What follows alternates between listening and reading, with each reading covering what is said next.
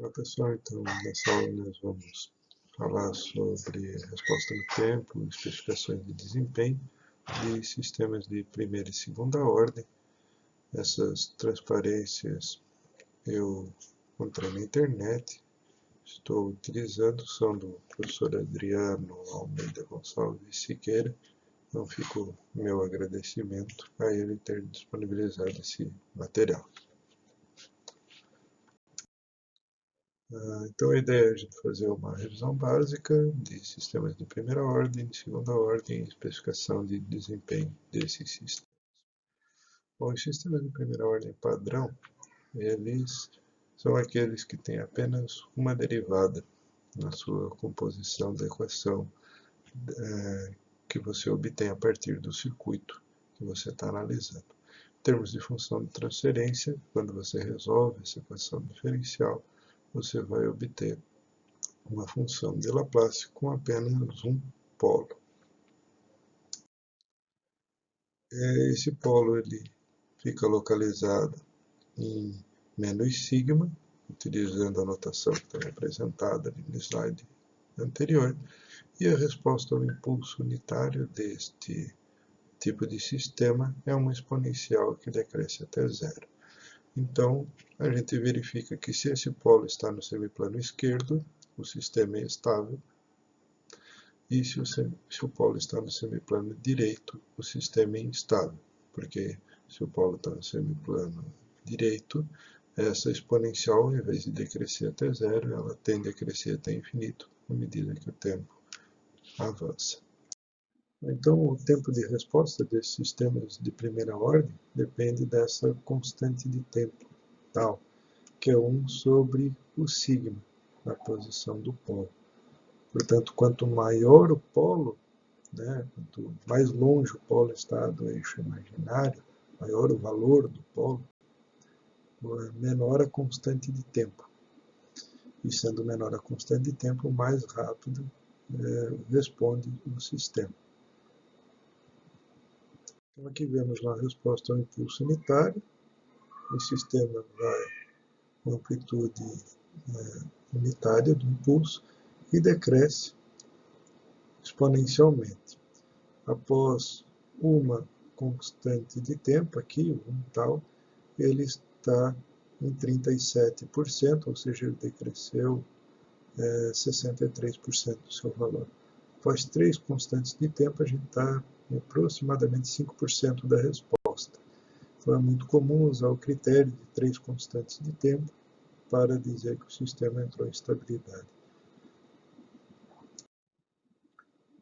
Quando eu aumento a constante de tempo, a constante de tempo maior, eu tenho uma resposta mais lenta, constante de tempo menor, uma resposta mais rápida.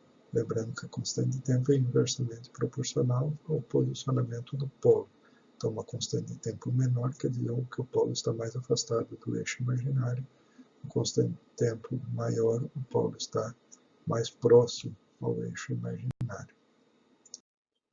Uma das formas de interpretar a resposta de um sistema é fazer a aplicação de um degrau unitário e verificar como o sistema demora para atingir a estabilidade a partir desse degrau.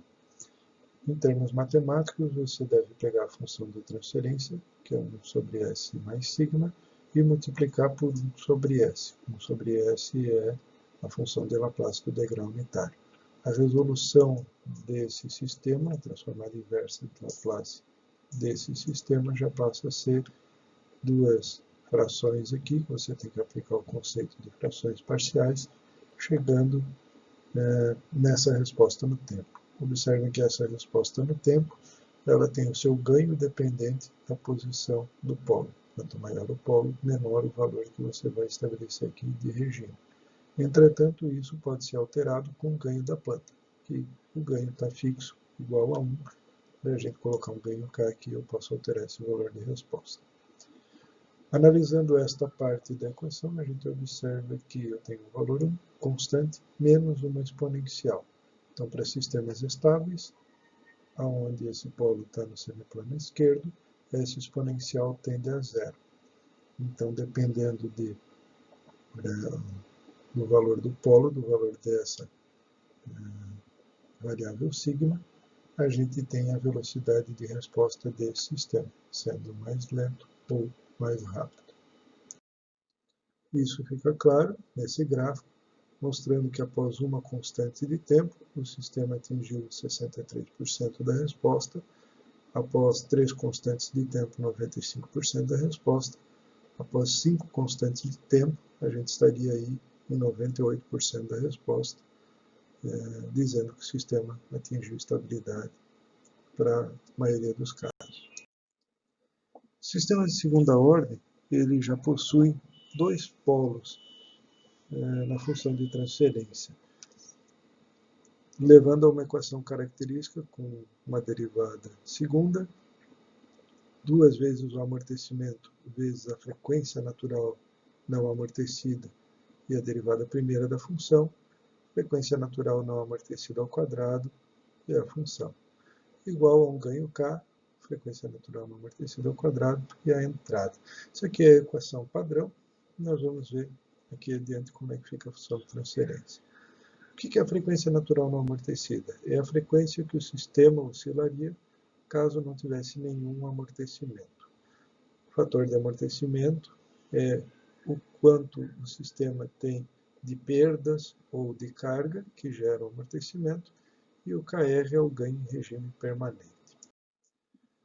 Então está aqui a função de transferência padrão, né, um ganho e esses 2 polos. Essa equação a gente pode resolver ela para achar as raízes e, consequentemente, os polos, e levar aí a 3 casos possíveis.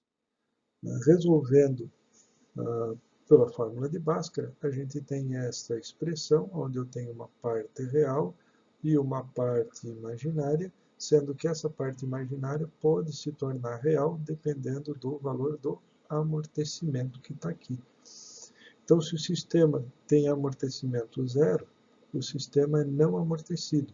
O sistema com amortecimento zero, a gente vê que a parte real dos polos é nula, e eu só vou ter polos imaginários, na posição mais ou menos J ômega n. Com o amortecimento entre 0 e 1, o sistema é dito subamortecido. O amortecimento entre 0 e 1, a gente observa que esse valor é menor do que 1, sendo ao quadrado continua sendo menor do que 1, portanto essa raiz é positiva. Essa raiz sendo positiva, eu tenho aqui um valor imaginário e eu tenho aqui um valor real. Sistema com amortecimento igual a 1 é dito criticamente amortecido, onde essa raiz tem o seu cálculo igual a 0 e o sistema tem parte imaginária nula. E quando o amortecimento é maior do que 1, eu vou ter aqui que esta raiz ela se torna um número imaginário. E eu vou ter um número imaginário aqui multiplicado por j. Eu vou ter j vezes j vezes j vai apenas tornar o sinal dessa operação negativo. Eu tenho raiz de menos 1 vezes raiz de menos 1, isso vai se tornar menos 1. E some-se a variável imaginária, some-se a variável j. Então, o sistema passa a ter 2 polos reais, e eu não tenho mais polos imaginários. O que isso traz em termos de resposta? Então, como a gente comentou, amortecimento zero, eu tenho só a parte imaginária, a função de transferência passa a ter essa característica, s quadrado mais ômega n quadrado, com um ganho. Fazendo a resposta ao impulso unitário dessa função, eu chego numa função no tempo senoidal. O sistema subamortecido, com amortecimento entre 0 e 1, como a gente comentou, vou ter os polos em parcela real e parcela imaginária, onde essa parcela imaginária é chamada de frequência natural amortecida, ou seja, a frequência que o sistema vai oscilar de fato. É uma frequência menor do que a frequência natural não amortecida, tão menor quanto maior for o amortecimento. A função de transferência passa a ter essa característica, um ganho, e aqui os nossos 2 polos, e a resposta ao impulso unitário dessa função a gente observa agora que eu tenho a parcela senoidal oscilando na frequência ômega-d, a frequência natural amortecida, só que essa parcela senoidal está multiplicada por uma parcela exponencial. Portanto, a minha senoide ela vai decrescer à medida que o tempo for avançando. Então, o sistema, com o tempo tendendo a infinito, ele tende a uma resposta zero ao impulso unitário. Com o amortecimento igual a 1, os polos são iguais, a menos ômega-n, então são polos reais e iguais. A função de transferência fica com este formato, kr ômega-n quadrado, s mais ômega-n ao quadrado. A resposta ao impulso unitário se torna apenas uma exponencial. Vejam que não temos mais a parte senoidal. E com um amortecimento maior do que 1, eu passo a ter os polos com essa característica. A função de transferência passa a ter aqui dois polos, tá? Dois polos reais, não tenho mais parcela imaginária. A gente vê que a resposta passa a ser duas exponenciais, sendo que eu tenho exponenciais com constantes de tempo diferentes. Portanto, uma delas certamente vai ser predominante em relação à outra. E aqui nós vemos a resposta ao impulso unitário. Então, com amortecimento nulo, uma senoide oscilando na frequência ômega-n, com amortecimento 0,3, senoide mais exponencial, observamos aqui que a frequência está menor, tá? Para esse sinal, ok? Amortecimento igual a 0,5, uma oscilação menor ainda, e amortecimento 1, um pequeno pico, amortecimento acima de 1, um pico menor ainda. A gente já não observa característica senoidal nos amortecimentos maiores do que 1. Vemos aqui que a resposta ela é positiva e ela não chega aí para o semiciclo negativo. Então não tem mais característica senoidal, apenas uma exponencial aqui tendendo a zero. A resposta ao degrau unitário do sistema de segunda ordem. Então, a gente segue o mesmo procedimento. Você pega a função de transferência que está aqui, multiplica por 1 sobre S, que é a transformada de Laplace do degrau unitário, e você tem que fazer a transformada inversa de Laplace para achar a resposta no tempo. Com o sistema subamortecido, você encontra este tipo de resposta, uma resposta que tem parcela senoidal, parcela exponencial. Bom, então, para um sistema não amortecido, a gente tem que a resposta ela se torna apenas um sinal sinusoidal, que no caso 1 menos cosseno de ômega-t. Portanto, é um sinal que oscila indefinidamente com um nível DC igual a 1. Tá? O sistema criticamente amortecido, com amortecimento igual a 1, é o limiar entre um sistema amortecido ou não amortecido.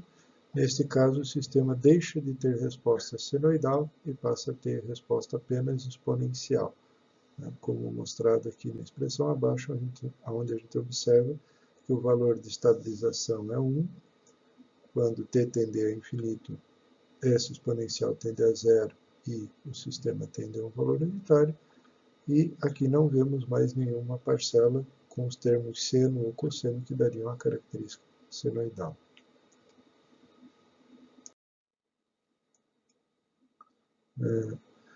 Com o sistema sobreamortecido, a resposta ela é com essa função aqui, onde a gente tem duas exponenciais com constantes de tempo diferentes, chamadas aqui de S1 e S2, onde S1 e S2 têm esses valores vindos da equação de Bhaskara. Observamos aqui que são duas exponenciais com constantes de tempo diferentes, então certamente uma delas vai ser dominante em relação à outra. Mostrando aqui a resposta ao degrau unitário, para uma frequência ômega-n igual a 1 e um ganho também igual a 1, a gente observa que com o amortecimento nulo, o sistema passa a ter uma resposta senoidal, que, em teoria, oscila o tempo todo. Eu nunca vou perder energia, então meu sistema fica oscilatório puro. o sobressinal máximo chega a ser o dobro do valor do degrau unitário, né, e a frequência que ele oscila é essa frequência ômega-n.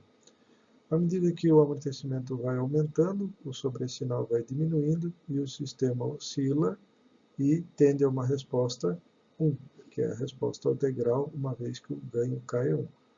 Se o ganho K fosse diferente de 1, ele tenderia ao valor aqui do ganho K do sistema. Amortecimento 0,7, que é um dos amortecimentos mais usados, a gente observa que o sistema ele tem um sobressinal relativamente pequeno, tá? E também estabiliza em 1. Por que o 0,7 é um dos amortecimentos mais utilizados? Vejam que o tempo de resposta aqui ele é relativamente rápido, tá? Não é tão rápido quanto os amortecimentos menores, mas o sobressinal também não é tão grande quanto os amortecimentos menores. Já amortecimento acima de 0,7, você não gera sobressinal, entretanto, você também tem um tempo de resposta mais lento, você demora bastante para chegar no valor desejado de resposta. Às vezes isso pode ser interessante, tá? Se a tua carga for uma carga sensível, por exemplo, à sobretensão, no projeto da fonte você pode projetar uma resposta de controle bem lenta para garantir que você não ultrapasse o valor da tensão, tá? Mas é bastante comum a gente tentar chegar num ponto ótimo de compromisso entre velocidade de resposta mais rápida e sobressinal menor possível. Mudando aqui a frequência natural, a gente observa que o sobressinal não muda, né? Então, para um amortecimento de 0,5, a gente observa que o valor do sobressinal aqui, em torno de 20%, ele não muda.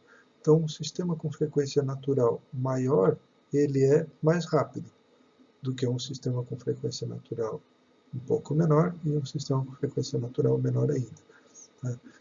Então, a gente agora consegue entender um pouquinho a influência de cada parâmetro. O amortecimento está diretamente ligado ao sobressinal, e a gente mostrou que o amortecimento tem uma relação com o tempo de resposta. Entretanto, o tempo de resposta não é exclusivo, a influência do tempo de resposta não é exclusiva do amortecimento. A frequência natural que o sistema oscila também influencia no tempo de resposta, e influencia até mais do que o amortecimento. Então a gente tem que tentar conciliar aí a posição dos polos dos controladores para obter um resultado final da alocação de polos do sistema, para que ele tenha uma frequência natural e um amortecimento que te levem a uma resposta com as características desejadas. A partir dessas respostas no tempo, é possível obter equações que te deem parâmetros quantitativos do teu sistema. O tempo que ele leva para atingir o regime, o valor de regime, o sobressinal máximo, o instante que ocorre aquele ponto máximo, instante de pico, o tempo que o sistema leva para se acomodar. E tudo isso a gente pode especificar em termos do amortecimento e da frequência natural não amortecida. Então, o tempo de subida é o tempo que leva para o sistema sair de zero e chegar ao valor que é o valor de estabilização final. Então, no caso, no sistema com ganho unitário, uma resposta ao degrau, eu vou ter que o sistema vai tender a uma resposta 1, o tempo que ele leva para sair de zero e chegar a 1 é o tempo de subida.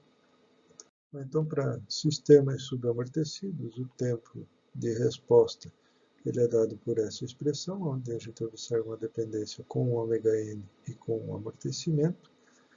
E a gente observa que para ter um tempo de resposta pequeno, o ômega-n tem que ser grande e o amortecimento tem que ser reduzido.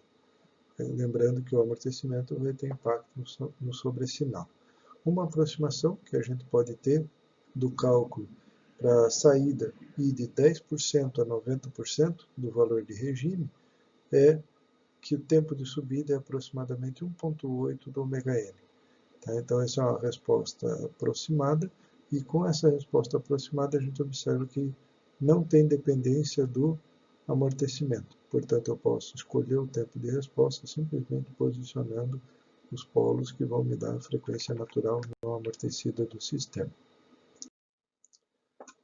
O sobressinal, por sua vez, ele é o quanto o meu sistema ultrapassa o valor de regime. Então, aqui no nosso caso, o valor de regime é o valor unitário, do degrau unitário. Se eu passar aqui até 1.10, eu vou ter sobressinal de 10%. Se eu passar 1.20, eu tenho sobressinal de 20%. Como o gráfico está mostrado aqui, aproximadamente 40%, diria aí uns 37% de sobressinal nesta situação. O sobressinal ele pode ser calculado para sistemas subamortecidos pela expressão que está aqui, exponencial de menos o amortecimento dividido pela raiz de 1 menos o amortecimento ao quadrado vezes π. Tá? Esse sobressinal máximo você pode multiplicar por 100% para obter um valor percentual. Tá? Então, para ter um sobressinal pequeno, o amortecimento deve ser próximo à unidade. E aí a gente chega àquela conclusão de amortecimento aproximadamente 0,7 é um valor aceitável, como já tínhamos colocado anteriormente. O instante que ocorre o sobressinal, que é chamado de instante de pico, ou seja, o tempo que leva para vir de 0 até o sobressinal máximo. Esse valor de tempo também pode ser calculado pela expressão Tp dividido por π ômega d, lembrando que o ômega d, a frequência natural amortecida, é a raiz de 1 menos o amortecimento ao quadrado, multiplica o ômega n. Tp corresponde a meio ciclo da frequência da oscilação amortecida. Então, essa é a característica aí desse instante de pico. O tempo de acomodação é o tempo necessário para a curva de resposta ao degrau chegar dentro de valores que você considera valores aceitáveis de regime permanente. Então você pode escolher que o teu valor aceitável é 3%, é 5%, isso é uma escolha do projetista. Entretanto, esse tempo de acomodação, então, é a última vez que o sistema ficou fora dessa faixa. Tá? Vejamos que ele passou aqui na faixa desejada, mas foi embora. Retornou, passou de novo na faixa desejada, desceu mais do que deveria. Retornou de novo, passou na faixa desejada, mas saiu dela. E a partir desse ponto ele entra na faixa desejada e não sai mais dela. Então, o tempo que levou para o sistema começar a responder ao degrau até que ele entre na faixa desejada é o que se chama de tempo de acomodação. O tempo de acomodação, então, ele depende da faixa desejada. Se a gente quiser 1% como critério de resposta, uma resposta bem próxima ao valor de regime, a gente vai ter um tempo maior, aproximadamente 4,6 dividido pelo amortecimento, pela frequência natural não amortecida. Critério de 2%, 3 sobre xi ômega n. Critério de 5%, eu diria que esse é o mais utilizado, é a expressão que a maioria das pessoas lembra, quando lembra de alguma, né? 3 sobre xi ômega n. Pessoal, da revisão de resposta, revisão de controle e resposta de sistemas de primeira e segunda ordem, era isso. Ok?